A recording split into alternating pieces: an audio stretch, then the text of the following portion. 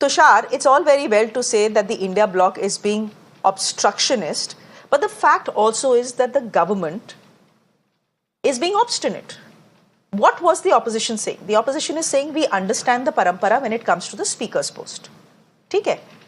We will go with the speaker that you have chosen, but give us the deputy speaker's post. Are they asking for the moon? No, they are not asking for the moon. The opposition has come back strong. They are well within their rights to demand the deputy speaker's post. Why not simply say yes and let the matter lie? It's the government that has escalated this entire showdown. Absolutely, Shreya, you're spot on. It's very well within the right of the opposition to say that they want to have the deputy speaker's post in the Lok Sabha. There has been the tradition also, at least since 1969. Between 1952 and 69, when Nehru was the prime minister, it wasn't followed. But yeah, largely it's been the tradition. The UPA 1 and 2 also honored it. But then the BJP is also well within its right to refuse it. At the end, I'll be very politically incorrect here. I don't have to hold any high office. I can be very frank with you, Shreya. After a decade, when the opposition has been opposing everything for the sake of it, all this talk about consensus building and taking everyone along. I mean, it's good theory. But when it comes to practical implementation, there are challenges. Now, the opposition since 4th of June has been claiming that the people have been given the mandate, the BJP has been suffering a defeat and whatnot.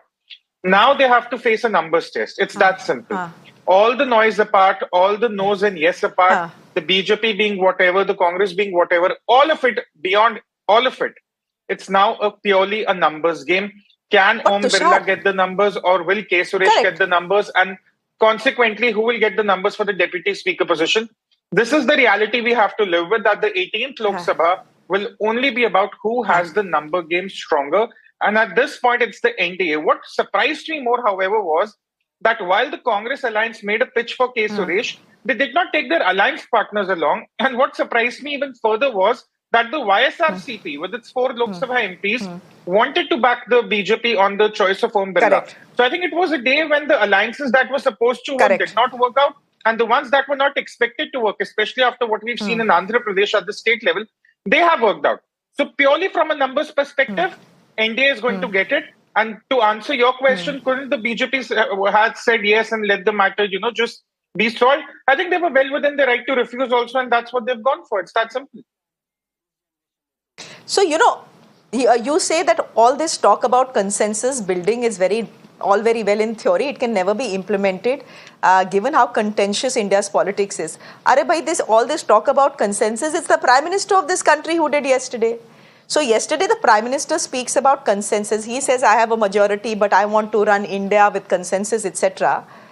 And today when it comes to the post of the Deputy Speaker, the BJP says nothing doing. Kaun sa consensus? Chodo sab. Ab ye bhi to dekho na, this is double standards playing out. That you say one thing, but you refuse to walk the talk.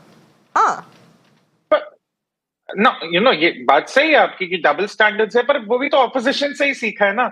Opposition ने 2019 और 24 के बीच में उन्हीं bills को oppose किया जो उनके manifesto में थे. No. But Shreya, let's be very kind. It's not like the opposition has also negotiated in the good faith. The BJP is giving back the opposition a medicine that they only have been serving to everyone for the last 10 years.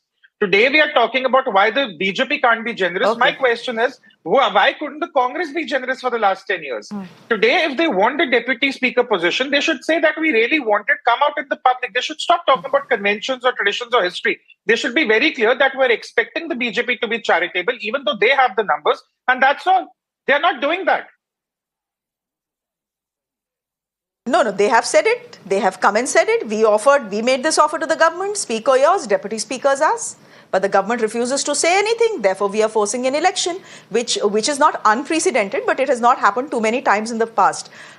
Professor Jyotsna, you're a spokesperson of the TDP. Now, there are questions that I, of course, wanted to ask the spokesperson of the Congress party, who for some reason has still not joined us on the show. Anyhow, we'll just let that be for the moment.